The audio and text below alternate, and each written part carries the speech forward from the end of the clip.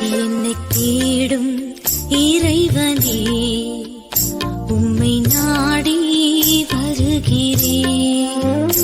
என்னை தேடும் இறைவனே, உம்மை நாடி வருகிறேன். மார்ச் 17ஆம் தேதி. இன்றைய தியானத்தின் தலைப்பு ஏசா ஏதோமியர். வாசிக்க வேண்டிய திருமறை பகுதி ஆதியாகமம் 36. ஏசா ஏதோமியர். ஏதோமியனை அருவருக்காயாக, அவன் உன் சகோதரன். உபாகமம் 23:7. எந்த ஒரு மனிதனையும் ஆசீர்வதிப்பதும் வாழ வைப்பதும் தேவன்தான். அவர் சித்தமின்றி எதுவும் நடக்காது என்றாலும் அந்த மனிதனின் செயற்பாடுகளும் நடத்தையும் கூட காரணமாகின்றன. இதை ஏசாவின் வாழ்க்கையில் நாம் நன்றாகவே காண முடிகிறது.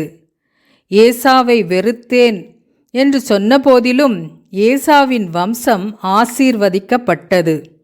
இந்த அதிகாரத்தில் பதிவு செய்யப்பட்டுள்ளது. ஏசாவுக்கென்று, அதாவது அவருடைய வம்சத்திற்கென்று ஒரு நாடு சேயீர் இருந்ததோடு அந்த வம்சத்தில் மன்னர்களும் பிரபுக்களும் தோன்றியிருக்கின்றனர். ஏசாவும் யாக்கோபு தன்னை ஏமாற்றி ஆசீர்வாதத்தை பெற்றுக்கொண்டதால் அவனை கொன்று போடுவேன் என்று சூளுரைத்து கொண்டாலும் ஏறக்குறைய 20 ஆண்டுகளுக்கு பின் யாக்கோபை சந்தித்த போது பகையை மறந்து உறவு பாராட்டி உதவவும் முன் வருகிறான். தேவனும் ஏதோமியனை, ஏசா வம்சத்தானை அருவருக்காயாக, அவன் உன் சகோதரன் என்று இஸ்ரவேலருக்கு புத்தி சொல்கிறார். உபாகமம் 23:7. ஏசா ஏதோம் என்று அழைக்கப்பட்டான். ஆதியாகமம் 36:8. ஏசாவின் சந்ததியார் இஸ்ரவேலரை பகைத்தனர். அவர்கள் எகிப்திலிருந்து மீட்கப்பட்டு கானானுக்கு வரும்போது வழி கூட விடவில்லை. எண்ணாகமம் 20:18. இப்படியாக இஸ்ரவேலருக்கும் ஏதோமியருக்கும் இடையே பகை இருந்து கொண்டே இருந்தது. இஸ்ரவேலர் தேவனை விட்டு பிரிந்து அந்நிய தேவர்களுக்கு பின் சென்ற போதெல்லாம் தேவன் அவர்களை எதிரி நாடுகளில் சிறைப்பட்டு போக செய்து தண்டித்தார் அல்லவா? அதைப்போல ஏதோமியர் மிகுந்த தண்டனைக்கும் சாபத்துக்கும் உள்ளானார்கள்.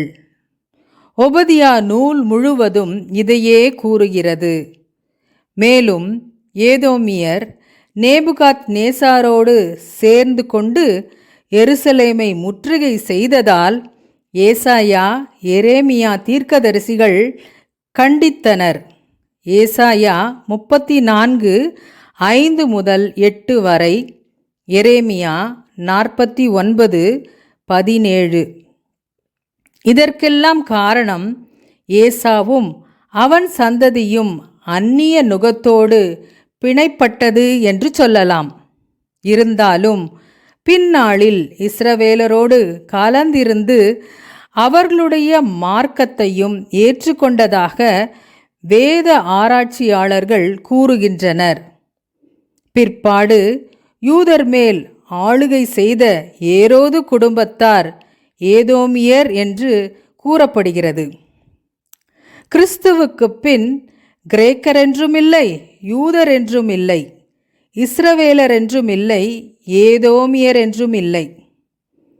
கிறிஸ்துவுக்கு பின் கிரேக்கர் என்றும் இல்லை, யூதர் என்றும் இல்லை, இஸ்ரவேலர் என்றும் இல்லை, ஏதோமியர் என்றும் இல்லை. ஜெபம். தேவனே, நான் உம்மை ஏற்றுக்கொள்ளும்போது எல்லோரும் என் சகோதரர்களாகின்றனர். என் சகோதரர்களை ஆசீர்வதியும். ஆமேன்.